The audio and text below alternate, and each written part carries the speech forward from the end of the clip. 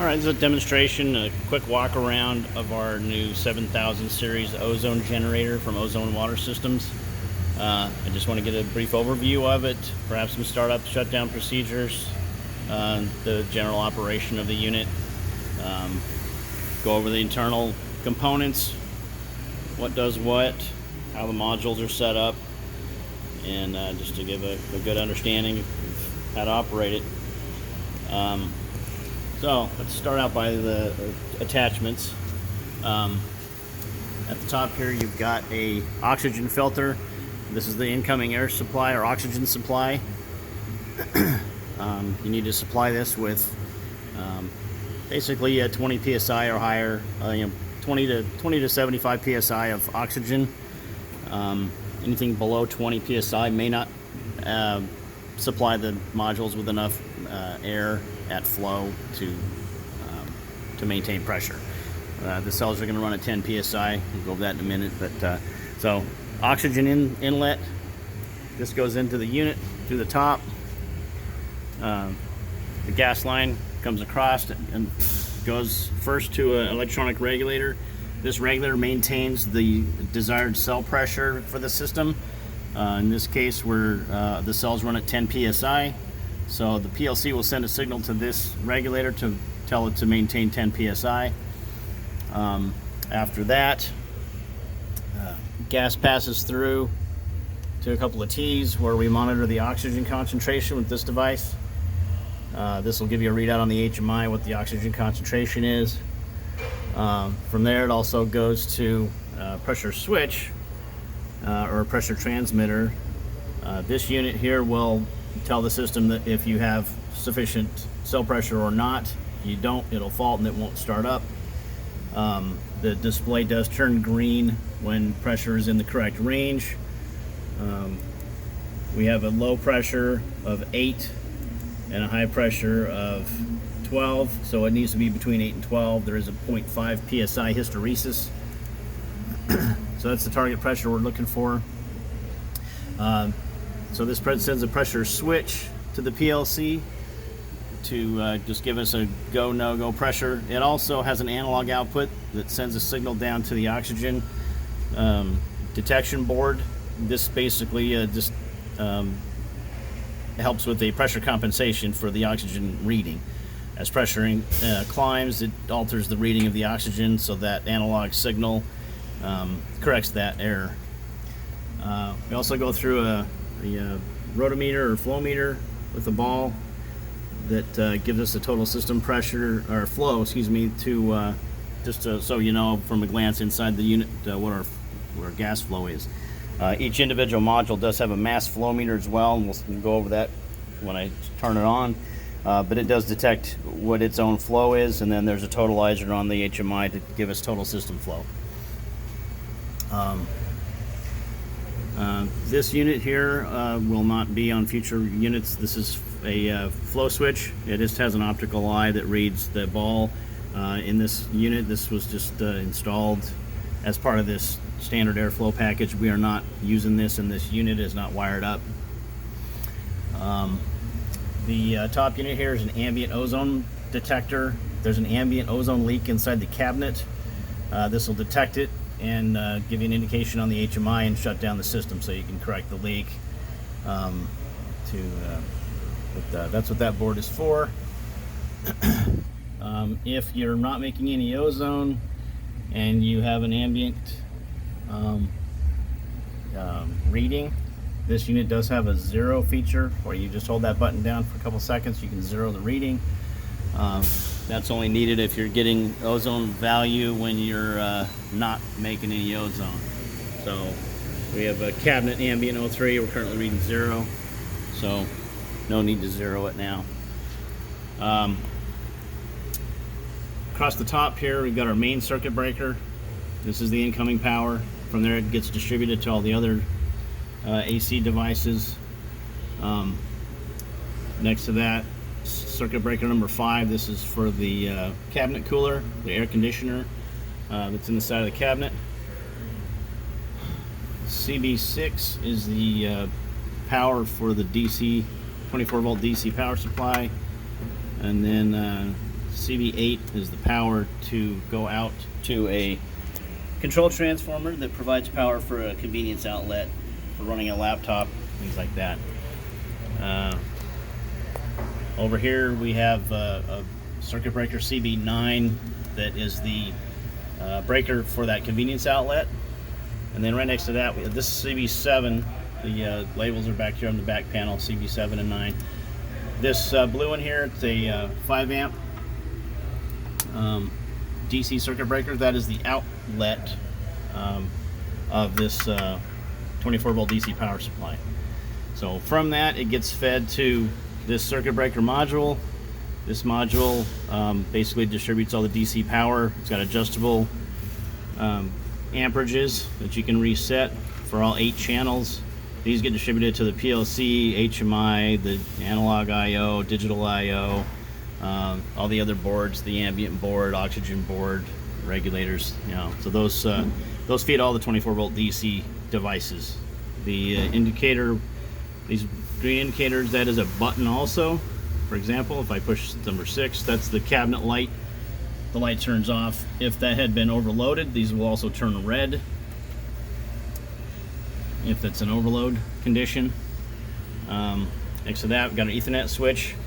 The PLC in this case is talking to the Ozone modules via Modbus through these Ethernet connections. So there's no physical discrete I/O going back and forth between the PLC or the modules.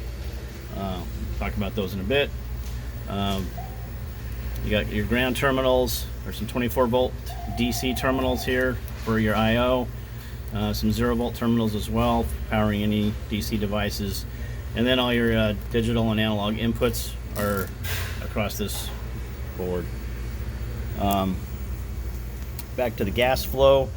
After we leave the flow meter, that goes down a manifold down the side of the cabinet to each of these red and yellow valves. There's 4 modules in this unit. Starts with module 1 at the bottom, then 2, 3, and 4. This particular unit does not have a 3rd and a 4th module.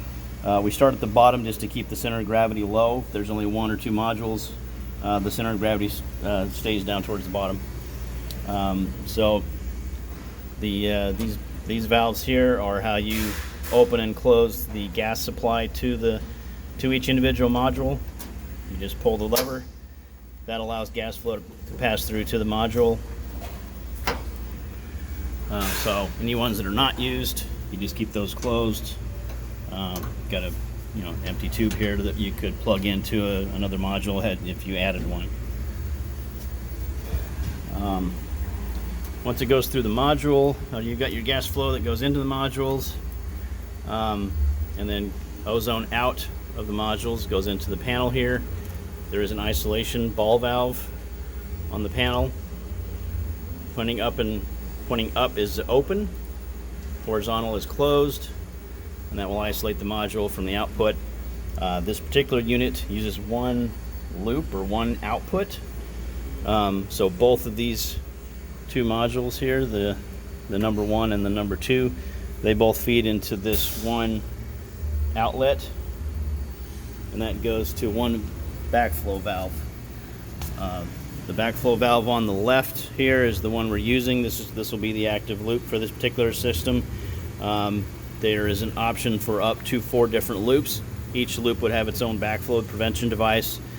This one was being configured for a second loop, but the customer that's going to be using this system does not have a second loop at this time, so this one will be unused.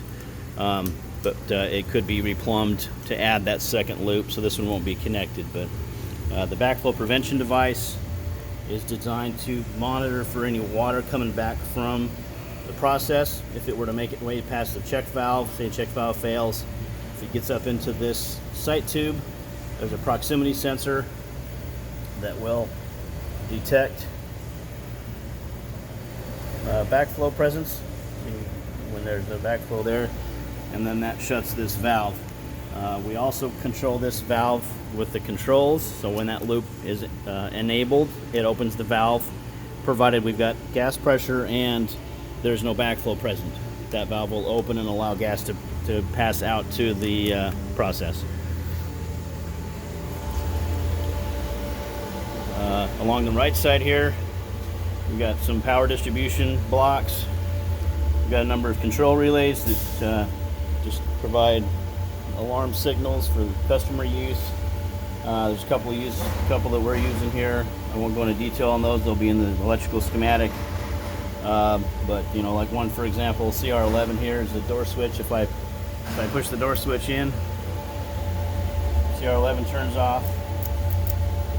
Currently that output for that is tied to the cabinet cooler, so the air conditioner only runs if the door is shut, just to reduce possibility of condensation inside the generator cabinet.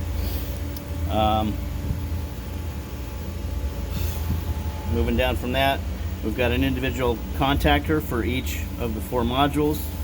Again, just like the positioning of the modules in the pant clean, number 1 is at the bottom. This is CB1. That's the power for the number 1 module at the bottom. That's the contactor for it. CB2 is for module 2, and its associated contactor, CB3 for module 3, and then CB4 for module 4, and then of course its contactor. The contactors do pull in even though there's no module in place, but the breakers are left off if there's no module in that position. The individual modules may in the future will be upgraded to have a proportional valve inside. This initial variant has a needle valve for adjusting the gas flow manually. Like I said, the proportional valve will be added in the future that will give us electronic control over it from the controls, so you can set in a desired gas flow and it will automatically modulate to that gas flow. Mains power comes into each module with this yellow cable. This is a screw-on connector, just connected to the back panel.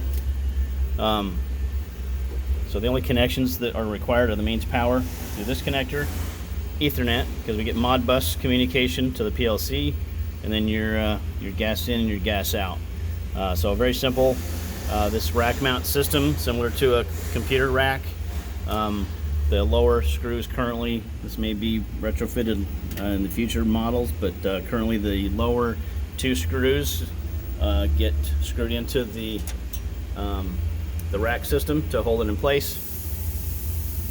So to get the module out, you just remove the 2, or loosen up the 2 lower fasteners, and then slide the unit out like a drawer on a rack mount PC system.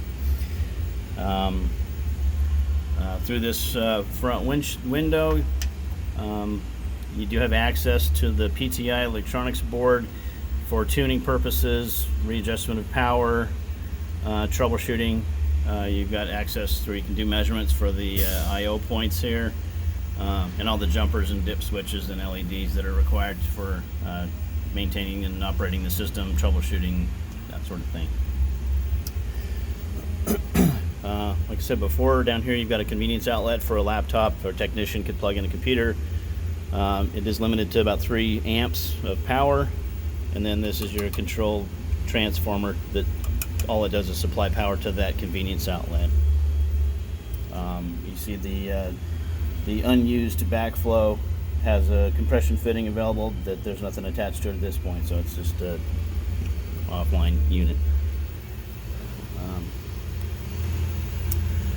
The main PLC up here. This PLC might change in future variants of this, but currently this is the main module. We got several analog modules. We've got some spare I/O that we've built into the system, your digital inputs and outputs. We've got a convenient lamp to light up the unit. That does shut off automatically when the door closes. Pushes that. So that makes it easier to work on. The other door switch is just for the air conditioner and for the indicator on the HMI that a door has been opened, so you can monitor if anybody's accessed the unit. Okay, so let's get into operation. Go through the basic operation of it. On the front, of course, we have an e-stop button. This will shut down the ozone production in gas flow to make sure if something happens, if there's any change it to personnel, you can shut the system off immediately, kill gas flow. So when you boot the system up, you're going to get the menu initially. From here you can access the main system overview. You got the control screen where you turn the system into the different run modes, purge mode, local and remote. You've got your alarm and IO list. It just shows all the different interlocks and IO points of their status, whether it's on or off, or faulted or okay. You've got an alarm log, will give you an alarm history with date and time when an alarm occurred. And then these setup buttons will set up your individual loops. As I said before, this particular system was assembled with only one loop being active or used. We'll set that up, and then there's some general system setup parameters accessible from this button. Down here in the corner gives you a quick readout of what the software version is of the different modules and the HMI programs that are in the system. If I can get it to focus. So this is first version, so everything is version 1. But as this progresses and we get new versions of the software, you'll be able to tell which, if you got a module in there that's version 2 or 3 or 1.5 or whatever the case may be. At that point, you'll be able to see if you've got updated software in different modules, or if you've got just a mismatch in anything. Since this is the first variant of this, most likely there will be some updates and stuff in the near future. From the top, you've got date and time. Not currently set correctly, but we'll set that, and that will ensure that you have the alarm log has got the correct dates and times when alarm was triggered.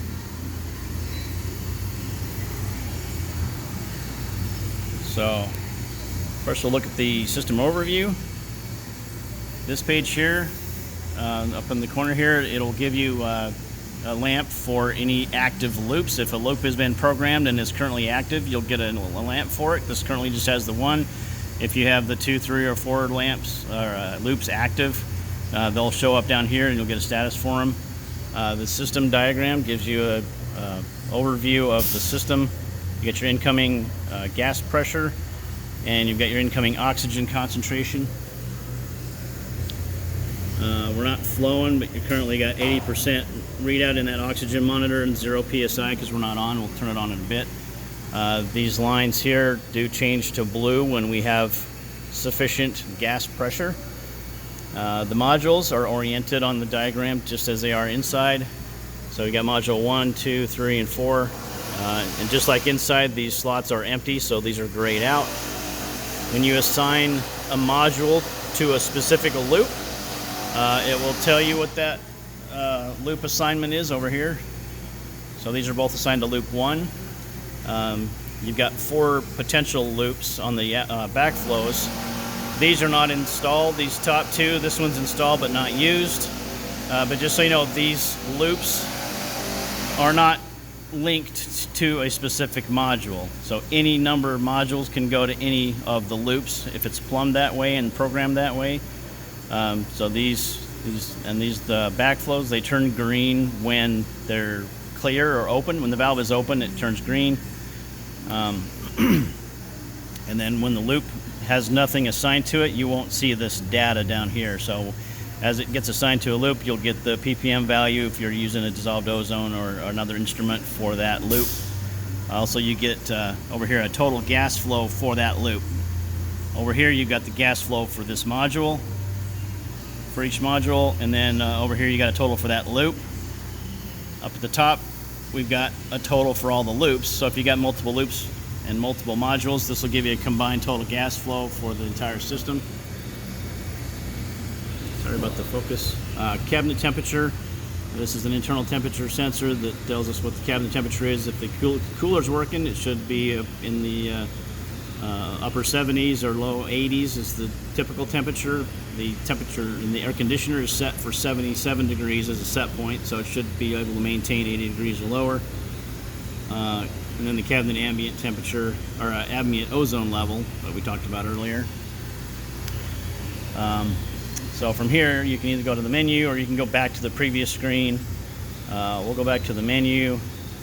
So that was the overview. The control screen is where you turn on various functions of the system. If there's no modules assigned to a loop, it will say so here, no modules assigned to loop 2 or 3 or 4. So the only one that's currently active is loop 1. So the first control is the main system on-off. So if you notice, we currently do not have any gas pressure. That's because the system is disabled or not online. So if I activate that, we could go back to the overview and we can now see that we have basically 9 or 10 psi. The oxygen concentration is not going to be changing yet because we don't have any gas flow. You can see that here. We haven't set the unit to purge or anything, so it's currently just at 0 liters per minute. We can also go in here. Now we can see that our gas pressure switch is green because we're in the range, and the pressure regulator is showing 10.3 psi. That's what is actually controlling the gas pressure based on a signal from the PLC. So now we're up to pressure. For the active modules, we want to make sure we've got the gas supply open to each of the modules that we're using. So now these are open. The modules have pressure in them. We also want to open up the discharge valves so ozone can get out. So now these are all set up. We've got gas pressure in, we've got the gas lines out. Now we haven't set it to purge or anything, so our loop backflow valve is still shut, blocking gas flow. So the gas flow is not going anywhere, and we're not making ozone yet. So next step, you would want to, and I'll leave before I get to going on that. You notice also here that we've got a ambient O3 fault reset. That indicates that there was an ambient fault at some point, and it needs to be manually reset by an operator. It won't clear by itself. So the ambient alarm will clear. There's an external input for an external ambient sensor, or we do have the built-in one. Either one of them triggers, it'll latch that ambient alarm, and then it'll require operator intervention to clear it. So once all the ambient alarms are cleared, if you push that button there, it turns green. Now the ambient alarm is cleared. Now we want to get our system purging, so get it prepped for making ozone. So we just hit the purge button. We can leave the output mode in off. So this is the control mode. So off, purge, local, or remote. The difference between a local and remote, if it's in remote, it's going to require a remote run signal to turn on. In local mode, it just turns on. It does not require an outside signal to tell it to run. The output mode is what is controlling the output power of the particular generator or that loop. So you put it in manual mode. This is adjustable between 0 and 100%. And it will just run at a fixed output when you have it in manual mode. When you switch it to auto, it will either run with a mirrored 4 to 20 signal from an outside control panel, SCADA system or something. Or you can feed it a dissolved ozone value, and it will have its own PID control to maintain a set point. When you set up the loop, you tell it whether you're using an external 4 to 20 signal or you're using the dissolved ozone value, and then it'll switch back and forth and either give you a proportional control based on an outside PID from SCADA or from its own internal PID loop. This button here, the feed gas PSI reset, if you ever activate it to get gas flow turned on, but this pressure switch does not clear and give you a green light within 30 seconds of you telling the regulator that you want 10 psi. If this does not get within range, for example, if you don't have adequate gas pressure coming in, after 30 seconds you'll get a gas pressure fault. You'll see that gas pressure fault on both the alarm log. I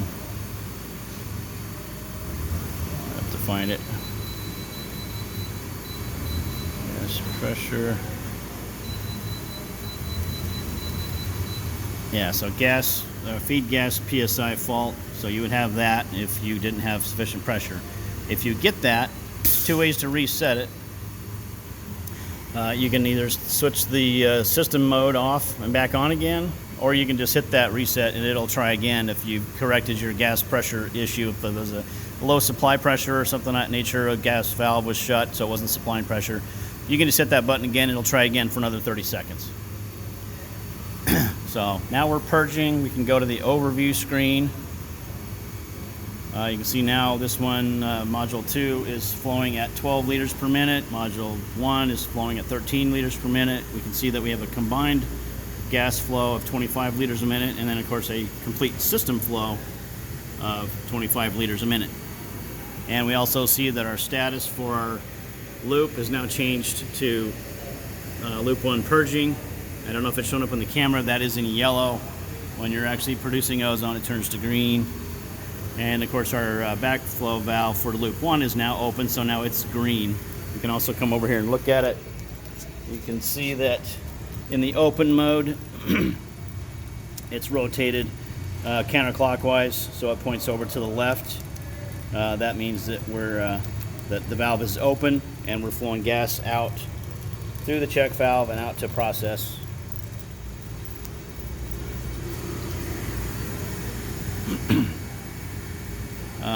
On this overview screen for each module, it does show you the current status of it. Right now it says off because we're not making any ozone. We can go back to control. Now we can switch this. Let's just set it to 10% power. Switch this to manual. And now we're going to switch this to local mode. So you can see our control mode switched to local. I can go back to the overview screen.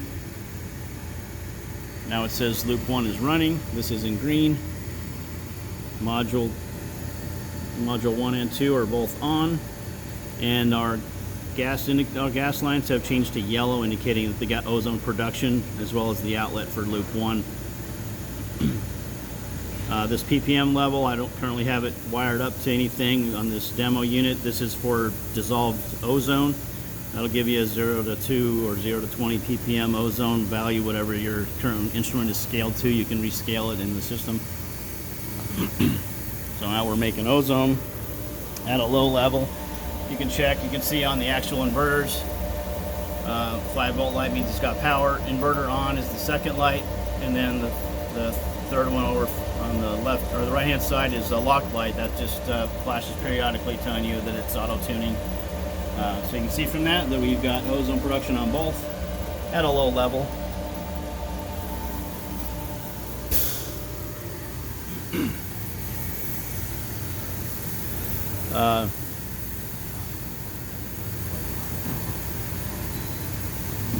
So I've got it set. I apparently set it to 100% instead of 10%.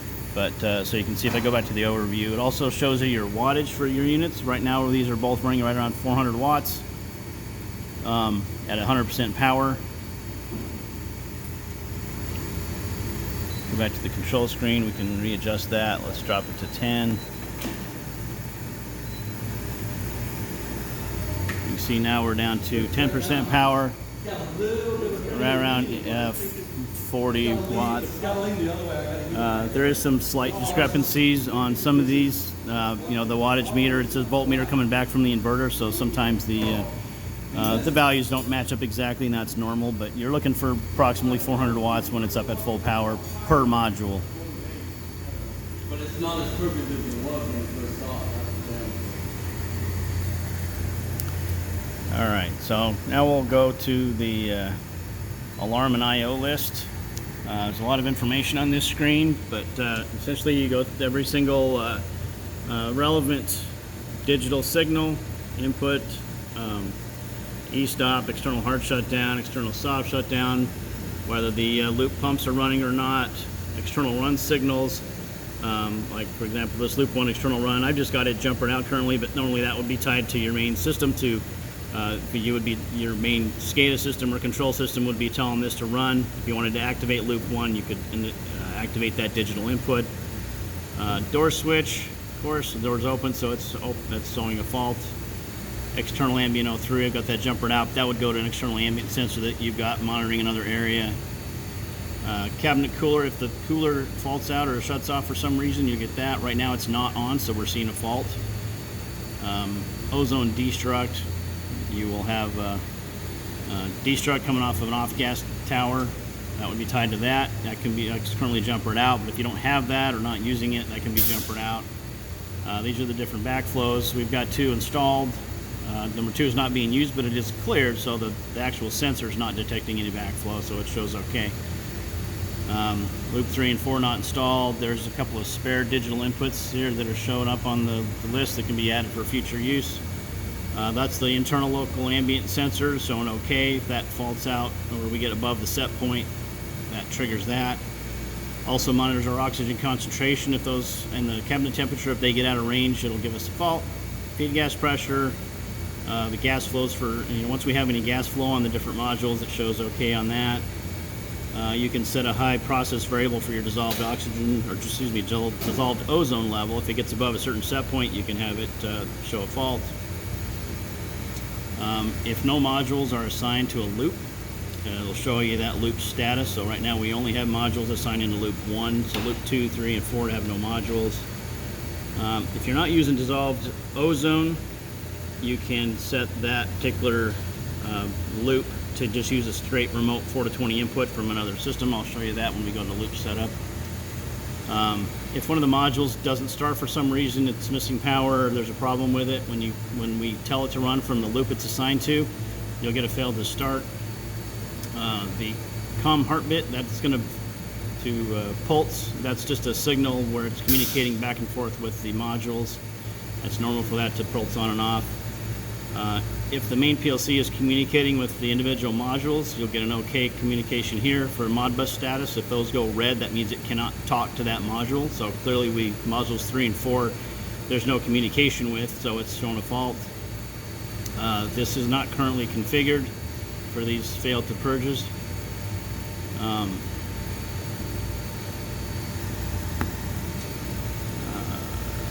And then these are specific signals coming back from the inverters. If the inverter is on and making ozone, load fault or inverter fault. So load fault is generally related to the ozone plasma block. If that's got an issue, it'll say load fault. Inverter fault could be anything from a hot heat sink, a hot cell, IGBT faults, power issues, or a load fault. Those will show up as a general inverter fault. So if you see load fault, you'll generally see both inverter fault and load fault, but load fault can, or inverter fault can turn on its own if it's not related to a load. This M1 heartbeat is the pulse coming back from the module for the Modbus communication. So you want to see that blinking. That means it's getting a good consistent signal. And then you've got the same thing for modules 2, 3, and 4 over here. We looked at our alarm log already, but in the alarm log you're going to get a date and a time when the alarm occurred, a little message about the particular fault, and then when it recovered, you'll get a date and a time for that. And they do go in different colors. If it's blue, that means it's already recovered. If it's in red, it's still an active fault. Down here you can scroll up and down through the list. You can delete a specific line if it's recovered. If it's still an active alarm, it won't delete. With this button, you can delete any recovered alarm. So all the blue ones would just go away if you hit that button. So we go back to the menu. Now we can go to the main system setup. From here, we check we can program the ambient high set point. So it's currently set at 0.3 ppm. The oxygen low set point, anything below 70% oxygen, we're not going to let the system operate because we need better oxygen than that. Cabinet temperature set point, if it gets above 95 degrees, it will not let the system run, get an alarm. Feed gas pressure, this is the signal that you're sending to that electronic regulator. 10 psi is our current. If I change that to like 12 psi, now you could go over here to the overview. You can see we've now got 12 psi. We could also come and look at the electronic regulator and see that we have 12 psi, and on the pressure switch we got 12 psi. So that's where you set the pressure that you want for your cell. So like I said before, 10 psi is our desired pressure for that. Feed gas psi hysteresis, this is the amount above and below that pressure that we get the alarm from. So if we're looking for 10 psi, if we don't get 10 psi or 8 to 12, then we'll get an alarm. We are looking at the analog pressure, I forgot. So the two pressures in here are not currently being used. So I said there was a pressure one low and pressure one high.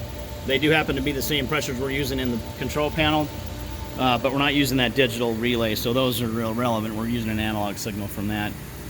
And then down here at the bottom, we've got the purge off delay. When you switch the system off for making ozone and turn it off, it will purge for 30 seconds before it shuts off to flush any ozone out of the system.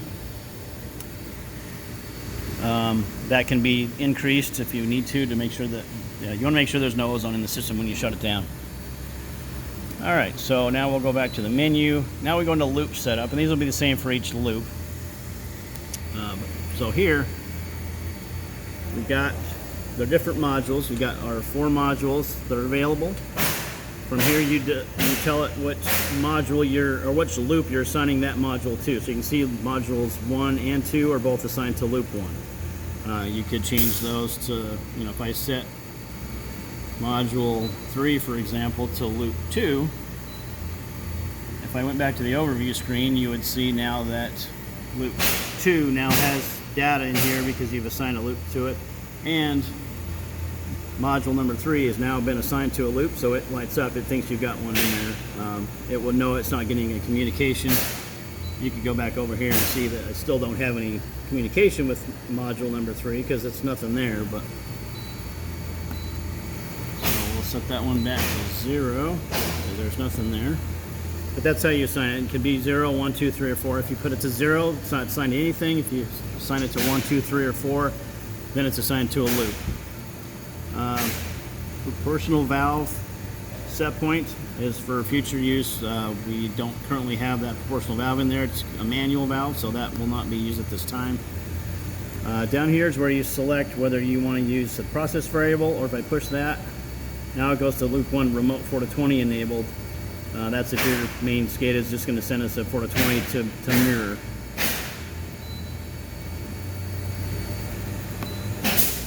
So if you've got the process variable enabled, then your PID settings over here for your process value and your high PV set point, that's your high alarm, and your PID settings, your integral, your gain, derivative, those are all enabled. So if you're using the remote 4 to 20, these don't do anything. If you're using the internal process variable with the dissolved ozone, then they will operate the PID internally. Down here, you can limit the minimum and maximum of the system. So if you don't want it to go over, 50% power, you can limit the high end to prevent overshooting or prevent somebody from giving it too much. That's generally only needed if you're using the internal PID controller in the system. If you're not, it's not really any point in doing that because you're controlling an